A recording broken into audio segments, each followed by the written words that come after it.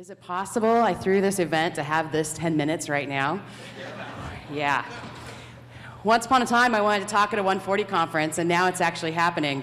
And my brother is saying I have 2 minutes and 20 seconds, so you just better be careful about that. My name's Cheryl Bledsoe, and I am the emergency manager here at the Clark Regional Emergency Services Agency, which means that on a day-to-day basis, I deal with emergencies, flooding situations, windstorms, freak snow events, and all sorts of fun stuff.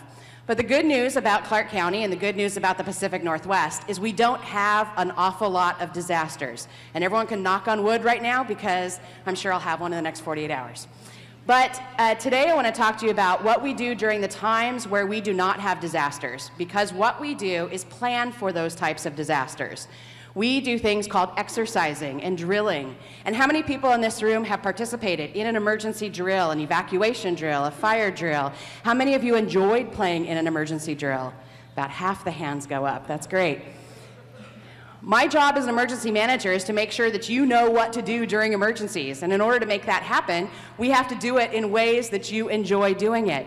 One of the quandaries we have about social media right now is how do we exercise and how do we drill social media in real-time media with data and information. Now, to most emergency managers, we get locked into the concept that in order for me to have an emergency drill, I have to tell you that the sky is falling. I have to tell you that the walls around you are shaking so that you will duck under your table and cover and practice your emergency evacuation stuff. The problem is when I say that in social media and I tell you that there's an earthquake in social media and that is not real, it's dangerous. It's not only dangerous, it's potentially life-threatening. Because one of the rules that we have in emergency exercises is that if ever there is a real-life event that happens and contravenes an exercise, we call a timeout and we say stop, exercise, play. In the real world, as an emergency manager, we even have code words that say, if you hear anyone in the emergency circle say real world, all exercise play stops.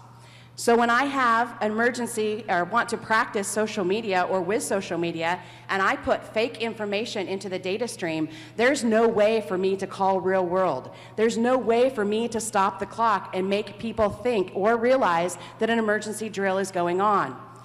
Now, for many of us in the emergency management community, we think if we put hashtag drill or hashtag this is an exercise or hashtag this is not real, that the public's going to listen. But there's a few things that happen in social media, and Twitter specifically. People take the hashtags out. They also forget to tell you that a drill is going on. They also forget to realize that when people walk into a stream of conversation, mid-conversation, they don't actually get the whole story.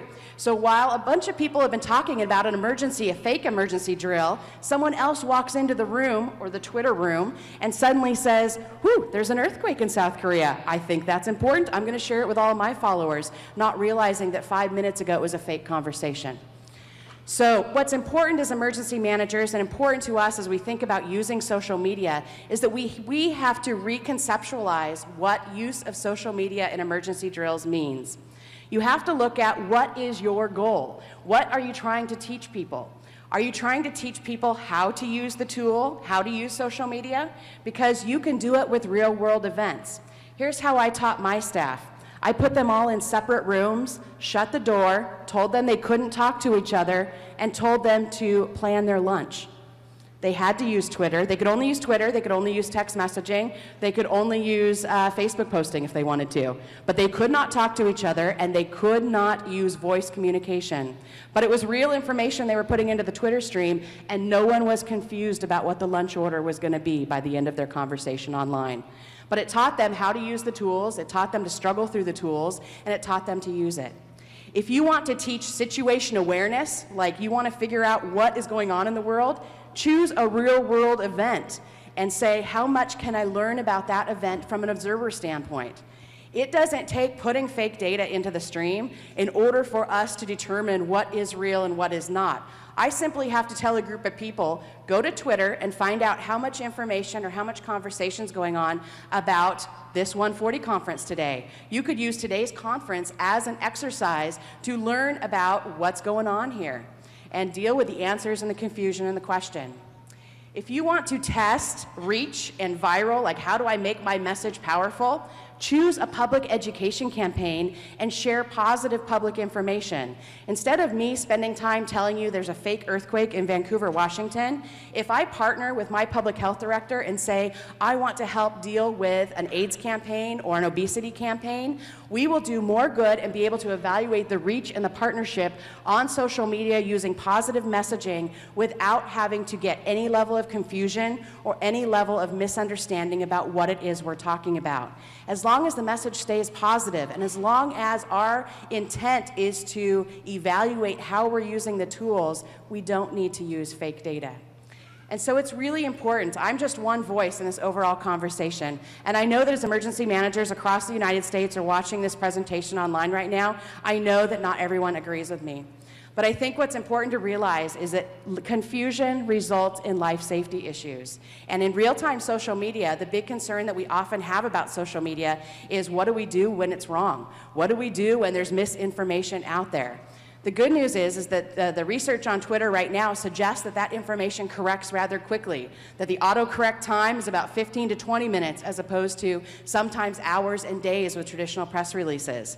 But the reality is, if we're putting fake information into the stream, we're also putting a level of risk in for confusion among our partners, our community, and the people who are listening to it. So if I have one thing to tell you today, think about the goal. If you want to practice and you want to use this, or you are engaging in a cultural shift in your organization, trying to get a group of people to use it, think about what it is you are trying to do. Are you trying to simply learn information, get common operating picture? Are you trying to practice using the tools? And are you trying to practice your reach and your extent?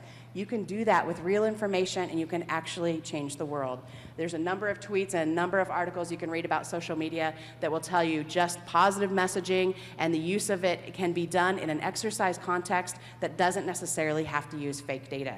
And wow, did I really do that in less than 10 minutes? Awesome. Questions?